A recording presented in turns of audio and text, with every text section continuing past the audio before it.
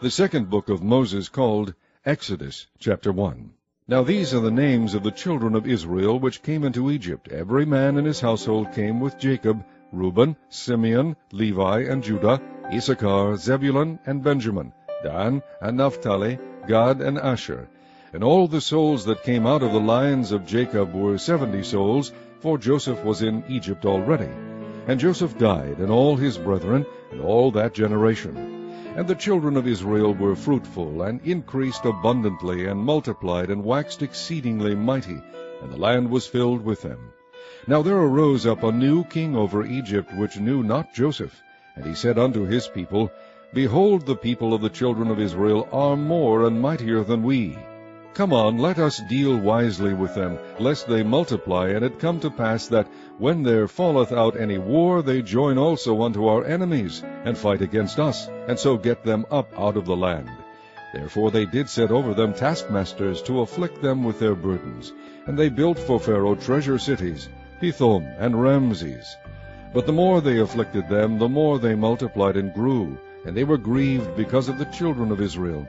And the Egyptians made the children of Israel to serve with rigor, and they made their lives bitter with hard bondage in mortar and in brick, and in all manner of service in the field. All their service wherein they made them serve was with rigor. And the king of Egypt spake to the Hebrew midwives, of which the name of the one was Shiphrah, and the name of the other Puah. And he said, When ye do the office of a midwife to the Hebrew women, and see them upon the stools, if it be a son, then ye shall kill him, but if it be a daughter, then she shall live. But the midwives feared God, and did not as the king of Egypt commanded them, but saved the men children alive. And the king of Egypt called for the midwives, and said unto them, Why have ye done this thing, and have saved the men children alive? And the midwives said unto Pharaoh, Because the Hebrew women are not as the Egyptian women, for they are lively, and are delivered ere the midwives come in unto them. Therefore God dealt well with the midwives, and the people multiplied, and waxed very mighty. And it came to pass, because the midwives feared God, that he made them houses. And Pharaoh charged all his people, saying, Every son that is born ye shall cast into the river, and every daughter ye shall save alive. Chapter 2. And there went a man of the house of Levi, and took to wife a daughter of Levi.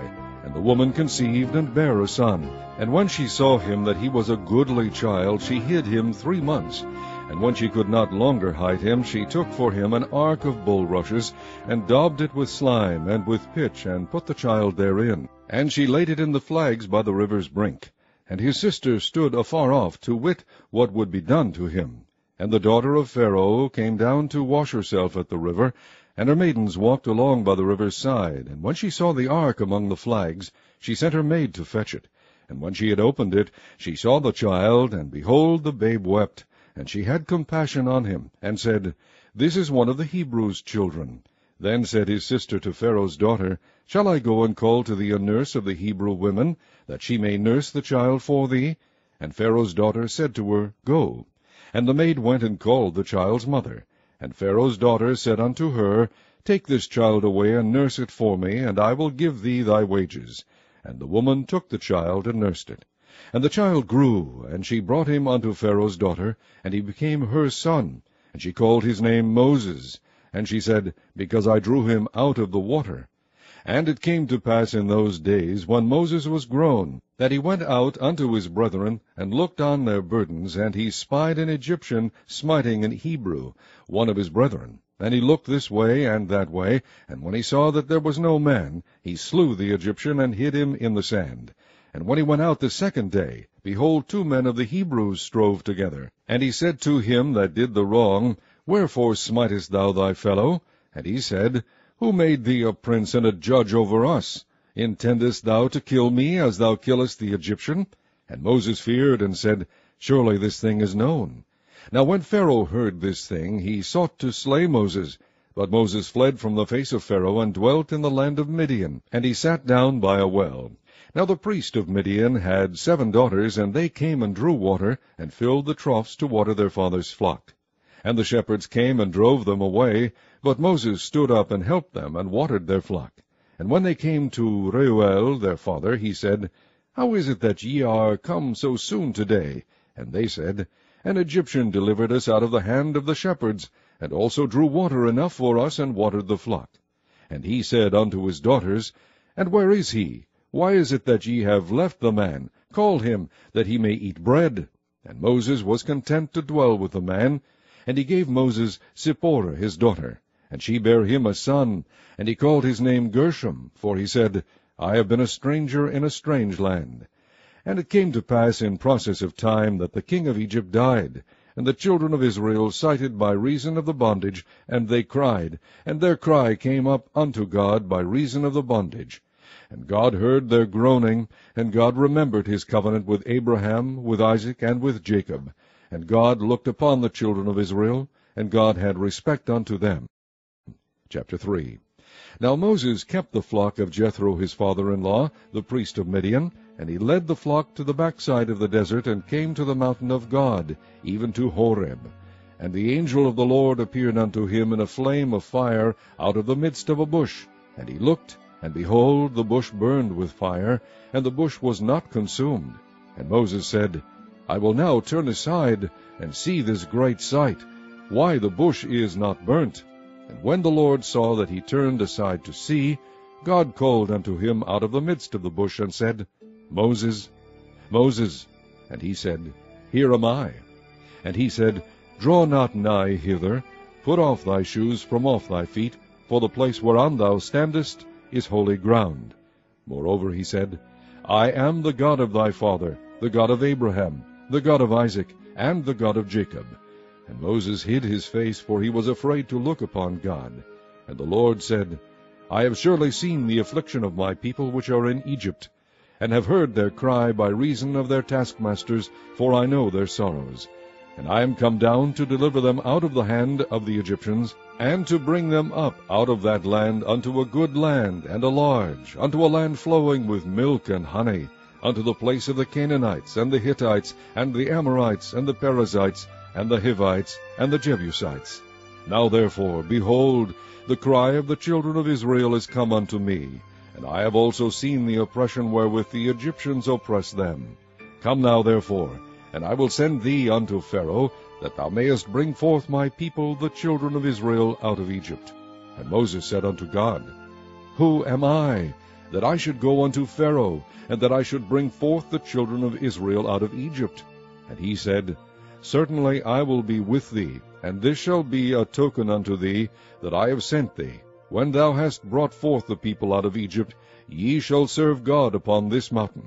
And Moses said unto God, Behold, when I come unto the children of Israel, and shall say unto them, The God of your fathers hath sent me unto you, and they shall say to me, What is his name? What shall I say unto them? And God said unto Moses, I am that I am. And he said, Thus shalt thou say unto the children of Israel, I am hath sent me unto you. And God said moreover unto Moses, Thus shalt thou say unto the children of Israel, The Lord God of your fathers, the God of Abraham, the God of Isaac, and the God of Jacob, hath sent me unto you. This is my name forever, and this is my memorial unto all generations. Go and gather the elders of Israel together, and say unto them, The Lord God of your fathers, the God of Abraham, of Isaac, and of Jacob, appeared unto me, saying, I have surely visited you, and seen that which is done to you in Egypt. And I have said, I will bring you up out of the affliction of Egypt unto the land of the Canaanites, and the Hittites, and the Amorites, and the Perizzites, and the Hivites, and the Jebusites, unto a land flowing with milk and honey. And they shall hearken to thy voice, and thou shalt come, thou and the elders of Egypt, unto the king of Egypt, and ye shall say unto him, The Lord God of the Hebrews hath met with us. And now let us go, we beseech thee, 3 days' journey into the wilderness, that we may sacrifice to the Lord our God. And I am sure that the king of Egypt will not let you go, no, not by a mighty hand. And I will stretch out my hand, and smite Egypt with all my wonders, which I will do in the midst thereof, and after that he will let you go. And I will give this people favor in the sight of the Egyptians. And it shall come to pass that, when ye go, ye shall not go empty. But every woman shall borrow of her neighbor, and of her that sojourneth in her house, jewels of silver, and jewels of gold, and raiment, and ye shall put them upon your sons, and upon your daughters, and ye shall spoil the Egyptians.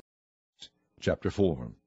And Moses answered and said, But behold, they will not believe me, nor hearken unto my voice, for they will say, The Lord hath not appeared unto thee. And the Lord said unto him, What is that in thine hand? And he said, A rod. And he said, Cast it on the ground. And he cast it on the ground, and it became a serpent, and Moses fled from before it. And the Lord said unto Moses, Put forth thine hand, and take it by the tail. And he put forth his hand, and caught it, and it became a rod in his hand, that they might believe that the Lord God of their fathers, the God of Abraham, the God of Isaac, and the God of Jacob, hath appeared unto thee. And the Lord said furthermore unto him, Put now thine hand into thy bosom. And he put his hand into his bosom, and when he took it out, behold, his hand was leprous as snow. And he said, Put thine hand into thy bosom again. And he put his hand into his bosom again, and plucked it out of his bosom, and behold, it was turned again as his other flesh. And it shall come to pass, if they will not believe thee, neither hearken to the voice of the first sign, that they will believe the voice of the latter sign. And it shall come to pass, if they will not believe also these two signs, neither hearken unto thy voice, that thou shalt take of the water of the river, and pour it upon the dry land. And the water which thou takest out of the river shall become blood upon the dry land. And Moses said unto the Lord, O my Lord, I am not eloquent, neither heretofore, nor since thou hast spoken unto thy servant, but I am slow of speech, and of a slow tongue. And the Lord said unto him, Who hath made man's mouth? Or who maketh the dumb, or deaf, or the seeing, or the blind? Have not I, the Lord? Now therefore go, and I will be with thy mouth, and teach thee what thou shalt say. And he said, O my Lord, send, I pray thee, by the hand of him whom thou wilt send. And the anger of the Lord was kindled against Moses, and he said, Is not Aaron the Levite thy brother? I know that he can speak well. And also, behold, he cometh forth to meet thee, and when he seeth thee, he will be glad in his heart. And thou shalt speak unto him, and put words in his mouth, and I will be with thy mouth, and with his mouth, and will teach you what ye shall do. And he shall be thy spokesman unto the people, and he shall be, even he shall be to thee instead of a mouth, and thou shalt be to him instead of God. And thou shalt take this rod in thine hand, wherewith thou shalt do signs.